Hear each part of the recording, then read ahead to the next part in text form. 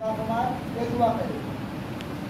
اسی طرح ایک حدیث شریف میں ہے جب عبداللہ بن عباس رضی اللہ تعالیٰ عنہ سے بنتی ہے حضور صلی اللہ علیہ وسلم نے ارشاد فرمایا بے شک اللہ کی نعمتوں کے دشمن ہے، بے شک اللہ کی نعمتوں کے دشمن ہے. عرض کیا گیا کہ وہ کون لوگ ہیں؟ تو حضور نے فرمایا وہ لوگ جو لوگوں سے ان کے نعمتوں کی وجہ سے چلتے ہیں اور جو اللہ نے انہیں اپنے فضل و کرم سے عطا کی ہے. میرے پیارے آقا صلی اللہ تعالیٰ علیہ وسلم کے پیارے دیوانوں، آج ایسا چلن کی بیماری عام ہے. اگر کسی کو ترقی یا عزت حاصل ہو جائے تو کبھی رشتہ داروں کو جلن، کبھی دوستوں کو جلن ہونے لگتی ہے. اس کے نعمت کے زوال کی دعا اور انتظار کرتے ہیں. کاش کی تھوڑی سی عقل استعمال کرتے تو کبھی نعمت کے ملنے کو حاصل نہ کرتے. اس لیے کہ یہ نعمت دینے والا تو اللہ رب العزت ہے. جس نے اس بھائی اس شخص کو نعمت دی ہے، اس بندے کو نعمت دی ہے، وہی نعمت کو تمہیں بھی دے گا. وہی نعمت کو تمہیں بھی دے گا، وہی عطا خدا. اگر حضور پر نبوت کا دروازہ بند ہو گیا، حضور کے بعد کوئی نبی نہیں آنے والا، مگر یہاں پر بتاتے میرے آقا نے کہ میرے بعد اگر کوئی نبی بن کر آتا تو عمر فاروق اعظم بن کر آتے. تو کیا ایسے ہی عمر فاروق اعظم بن کر آتے؟ میرے پیارے آقا کے پیارے دیوانوں، روایت میں ملتا ہے کہ عمر فاروق اعظم کے چہرے پر نشان پڑ گئے تھے. وہ نشان کس چیز کے؟ وہ آنکھوں سے آنسو بہنے کے نشان تھے، اور ایسے نہیں بہتے تھے بلکہ خوف خدا میں اتنے لرزتے تھے کہ آنکھوں سے اشک نکلتے تھے اور وہ نشان پڑ گئے. اتنے آنسو گرتے تھے خوف خدا میں کہ چہرے پر آنکھوں کے آنسو کے نشان پڑ گئے. تو میرے پیارے آقا کے پیارے دیوانوں، اگر آپ ان کی زندگی کا مطالعہ کر کے دیکھیے، خلیفہ اول سیدنا ابوبکر صدیق رضی اللہ عنہ انہوں نے بھی کہا تھا کہ کاش میں پرندہ ہوتا، کاش میں پرندہ ہوتا، مجھے پکڑ لیا جاتا، مجھے کھا لیا جاتا تو رب کے حساب و کتاب سے میں بچ جاتا. یعنی اتنی بڑی ذات ہونے کے باوجود بھی خوف خدا میں موجود ہے. اور اگر ہم اپنی زندگی کا جائزہ لے کر دیکھیں تو ہمارا معاملہ کیا ہے؟ ہماری زندگی کا معاملہ کیا ہے؟ اگر انسان کے دلوں میں خوف خدا پیدا ہو جائے تو بندہ کبھی بھی پنج وقت نماز نہیں چھوڑتا. اگر بندے کے دل میں خوف خدا پیدا ہو جائے تو بندہ قرآن کریم کی کثرت سے تلاوت کرے گا. اگر بندے کے دل میں خوف خدا پیدا ہو جائے تو بد نگاہی سے بچ جائے گا.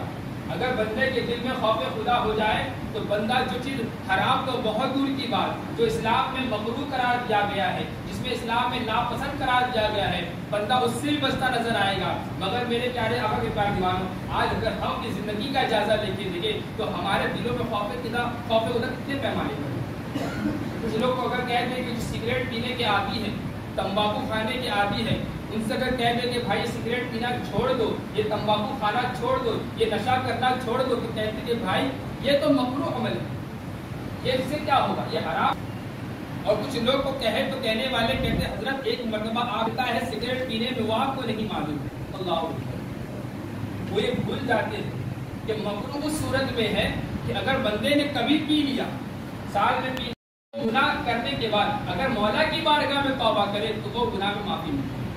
اسے گناہ کبیرہ کہتے ہیں، یعنی بڑا گناہ. اور جھوٹ بولنا بھی بڑا گناہ ہے.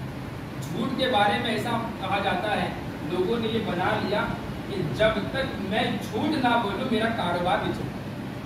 یعنی اس نے یہ بات جملہ کہہ کر بتا دیتا ہے کہ کاروبار چلانے والا اللہ نہیں ہے، خالق نہیں ہے، کاروبار چلانے والا جھوٹ. اور جھوٹ کو ہم نے اتنی اہمیت دے دیا کہ میں نے بھی آزما کر دیکھا کیا واقعی میں جھوٹ میں اتنا طاقت ہے.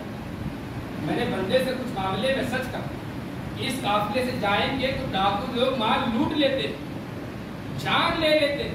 یہ جاننے کے باوجود ماں نے کوئی اور نصیحت نہیں کی کہ اپنا سامان سنبھال کے رکھنا، سوئی اگر نیند آئے تو مال پہ اپنے دھیان دینا. سفر جاتے ٹرین کا سفر کرتے گاؤں دیہات کے لیے، یہ تاکید نہیں کی بلکہ یہ تاکید کی کہ کچھ بھی ہو جائے جھوٹ نہیں بولنا. جہاں ماں نے نصیحت کی، غوث پاک نے اس نصیحت کو تسلیم کیا، اور اس کے بعد ان کی والدہ نے ان کے گدری میں جس طرح جو صدری پہنتے اس طرح اس میں 40 دینار کو ان کی والدہ نے باندھ کے سل کر رکھ دیا، اور اس کے بعد وہاں سے روانہ ہو گئے حضور غوث پاک. اب روانہ ہوئے تو قافلے کو لوٹ لیا گیا. قافلے کو لوٹنے کے بعد جتنے بھی لوگ تھے ان میں سب لوٹ لیا گیا، سامان کو لے لیا گیا. مگر حضور غوث پاک چھوٹے سے ننھے سے بچے، کم عمر. تو ایک ڈاکو آیا اور آنے کے بعد کہتا ہے तेरे पास भी कुछ है? तो हुजूर गौसे पाक कहते हैं हाँ मेरे पास 40 दिनार है। और रिवायत में मिलता है कि 60 डाकू, 60 लोग और 60 डाकू में एक सरदार। पहला डाकू आया, कहा कि तुम्हारे पास कुछ है? हुजूर गौसे पाक ने कहा मेरे पास 40 दिनार। सवाल पे गौर करें, डाकू ने ये नहीं कहा कि कहाँ पर है, सवाल ये है कि कुछ है? हुजूर गौसे पाक ने कहा हाँ मेरे पास 40 दिनार। तो डाकू सीधा मजाक कर रहा है, बच्चा चले जाए। दूसरा डाकू है, उसने भी सवाल यही किया, वही जवाब मिला। जब डाकू सरदार मिलकर माल को लूट के जितना लूटा गया था उसे डिवाइड कर रहे थे, बांट रहे थे आपस में, तो एक डाकू ने कहा अपने सरदार से कि एक बच्चा है जो कहता है कि 40 दिनार। तो बात जो डाकू का सरदार था वो हुजूर का है। बुलाने के बाद सरदार कहता है क्या वाकई में तुम्हारे पास 40 दिनार है? कहते हैं हाँ मेरे पास 40 दिनार है।